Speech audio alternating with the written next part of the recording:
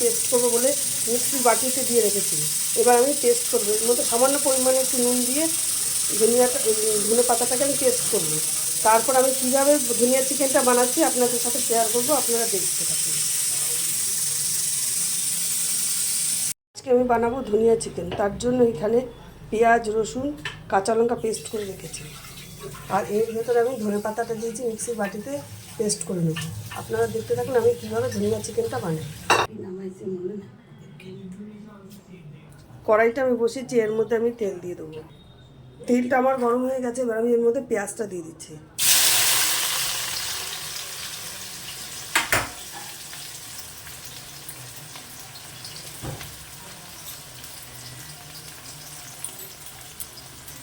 পেঁয়াজের মধ্যে অল্প পরিমাণে একটু নুন দিয়ে দিলাম। এর মধ্যে আমি চিনিটাও দিয়ে দিলাম। এর মধ্যে এলাচ আর তেজপাতাটা দিয়ে দিয়েছি।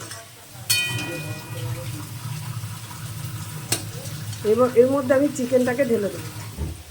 এর মধ্যে আমি চিকেনটাকে দিয়ে দিচ্ছি।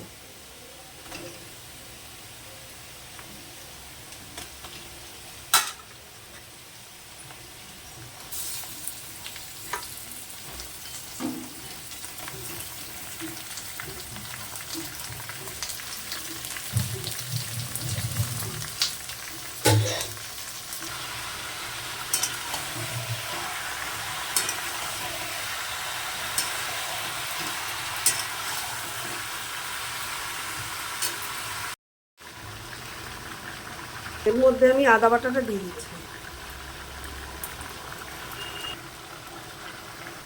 এবার দিয়ে দেবো রসুন আর পেঁয়াজ, কাঁচা লঙ্কা পেস্টটা।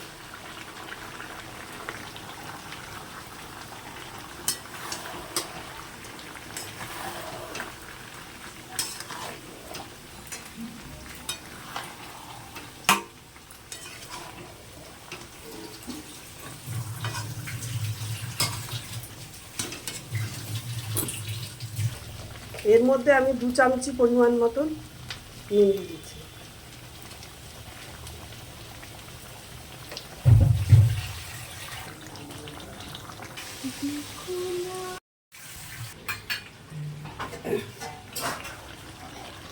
এবার আমি ধনে পাতার যে পেস্ট করে রেখেছিলাম সেটা আমি এখন দিয়ে দিচ্ছি।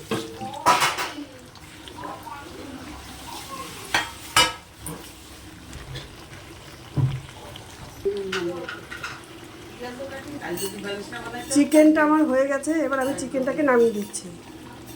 ধনিয়া চিকেন।